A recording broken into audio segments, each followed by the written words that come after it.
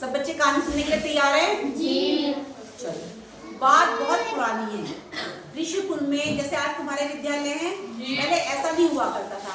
गुरुकुल हुआ करते थे, जहाँ पर हमारे ऋषि मुनि गुरुजी होते थे और शिष्य होते थे, उनकी पढ़ाई करते थे।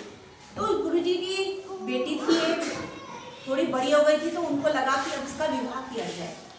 विवाह के लिए धन की भी आवश्यकता होती है। राजा उसके गुरुकुल में गुरुजी के पास राजा के बच्चे, व्यापारी के बच्चे और बड़े बड़े घरानों के बच्चे पढ़ा करते थे। तो उन्होंने एक दिन अपनी क्लास में कहा कि भाई अब 1 हफ्ते की छुट्टी है, आप लोग सब अपने घर जा रहे हो, मेरी बेटी का विवाह करना है, मुझे धन की आवश्यकता है, क्या आप लोग अपने घर से धन ला सकते हो? क्योंकि वो अच्छे घर से थे, राजा के बेटे, व्यापारी के बेटे थे या किसान के बेटे थे। सबने कहा हाँ जी ले आएंगे, आप बताओ कितना लाएं। उन्होंने कहा कि मैंने जितना मर्जी आपकी, आप मुझे सहयोग कर दें मेरी बेटी के विवाह के लिए, मुझे धन की आवश्यकता है, लेकिन बैठो, लेकिन किसी को बताना नहीं, चुपचाप घर से लेके आओ।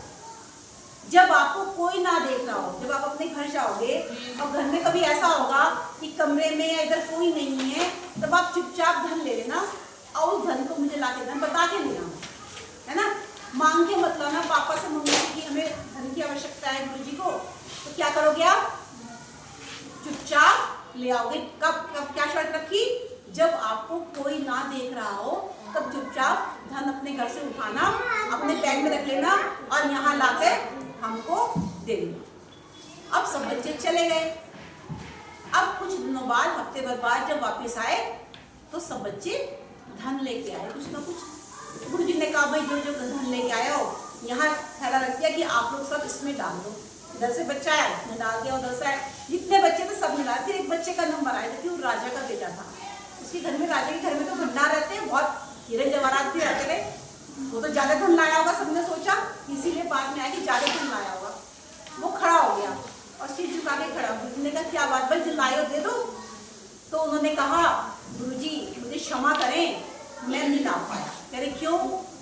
कि आपने जो शर्त रखी थी कि धन तभी लेना है घर से जब आपको कोई ना देख रहा हो, कि मुझे कभी भी एक भी क्षण ऐसा नहीं मिला जब मुझे कोई करेंगे। ऐसे कैसे हो सकता है? रात के समय, सुबह के समय, शाम, कोई तो समय ऐसा होगा जब कमरे में कोई नहीं था। क्या हमेशा तुम्हारे मम्मी पापा तुम्हारे साथ रहते थे? कहेंगे नहीं गुरुजी ऐसी बात नहीं है। ऐसा तो हुआ है कि मम्मी पापा कमरे में नहीं थे, लेकिन आपने कहा था जब कोई ना देख रहा हो। कहेंगे जब मम्मी पापा ने, तो फिर कौन देख रहा था? तो उस लड़के ने कहा कि आपके अनुसार मैंने बहुत प्रयास किया, लेकिन मैंने हमेशा देखा मम्मी पापा नहीं है, कोई नौकर चाकर नहीं है, कोई बहन भाई नहीं है। कहेंगे फिर क्या परेशानी? कहेंगे लेकिन मुझे ईश्वर देख रहा था। कभी भी ऐसा नहीं हुआ कि मैं कमरे में अकेला हूँ और उदास हूँ, क्योंकि ईश्वर हमेशा मेरे साथ रहता है, हमेशा देखता रहता है। और आपने कहा जब कोई ना देख रहा हो, जब ईश्वर देख रहा है, भगवान देख रहा है, तो मैं कैसे सामान उठाऊं? वो तो एक तरह से चोरी हो गया ना। जब कोई ना देख रहा और हम किसी का सामान उठा लें, इसका मतलब क्या कर लिया हमने? चोरी की है। और चोरी कैसे करूं? मम्मी पापा देखते हैं तब नहीं कर सकता, बहन भाई हैं तब नहीं कर, लेकिन जब भगवान है मैं तभी कोई सामान नहीं लेके आता। गुरुजी ने उस बच्चे को अपने पास बुलाया, उसे बहुत आशीर्वाद दिया।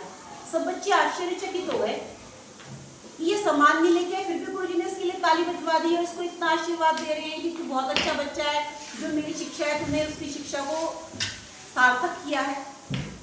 तो एक बच्चे ने पूछा गुरुजी ये तो कुछ भी नहीं लाया और बहाना बना दिया कि भगवान देख रहे हैं, हम तो इतना लेके आए, आप हमारी तारीफ तो नहीं कर रहे। तो गुरुजी ने कहा बच्चों मैंने इसीलिए तुमको सिखाया था, जो मैं तुम्हें पढ़ाता हूँ तुमने मेरी बात ध्यान से नहीं सीखी, ध्यान से नहीं समझी। मैंने इसीलिए कहा जब तुम्हें कोई ना देख रहा हो, अर्थात तुमने मेरी शिक्षा पे ध्यान नहीं दिया, तुम लोग तो सब चोरी करके लाए हो। लेकिन ये बच्चा जो समझ गया कि हमारे साथ ईश्वर हमेशा रहता है, हमें कभी किसी की चोरी नहीं करनी चाहिए, घर से चोरी नहीं करनी चाहिए, अड़ोस पड़ोस से, किसी की दुकान से, किसी के बैग से, किसी के घर में से, मैडम के पर्स से, कहीं से भी कोई सामान चोरी नहीं करते। क्यों? कौन देख रहा है हमें? ईश्वर। ईश्वर हमें, जो भगवान है हमारा, वो हर समय हमारे साथ रहता है, वो देखता है। भगवान ने देख लिया ना कि हमने चोरी की है, तो क्या होगा? भगवान उसकी जरूर कुछ ना कुछ सजा आपको देगा।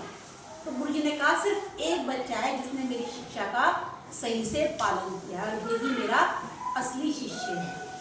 तो बच्चों आप लोग भी इस बात का हमेशा ध्यान रखेंगे, कभी किसी की कोई चीज़ चोरी ना करो। मान लिया मैडम का पर्स रखा है, किसी बच्चे का पेंसिल बॉक्स रखा है, किसी का बैग यहाँ रखा है, कक्षा में कोई नहीं है, सब बच्चे बाहर हैं, आप किसी काम से अंदर आए तो आप चोरी कर लोगे उसको? नहीं करोगे ना। क्यों?